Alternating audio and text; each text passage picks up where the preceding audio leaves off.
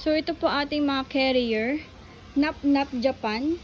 Yung brand nito. Ang ganda, like new. Tapos ito naman, hindi ko alam kung anong brand, hindi ko makita. Pero sa Japan din to. Pero ang bet ko yung ano to, pagka lightweight niya. Tapos yung cotton, ang ganda. So, yung design. So, ito po is mga pang 5 months or 6 months na kaya na yung head ng baby nyo. So, idididan po. Pero ito kasi nakita ko, parang pwede sa infant. Pero I suggest po, mga 5 months na po yung anak nyo. Gumagala ba po ba yung mga newborn nyo?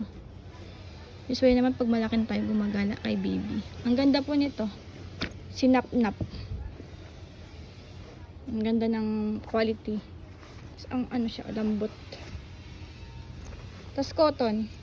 Yung ano, tapos cotton yung labas, pero yung loob is air mesh. Ayun yung tela.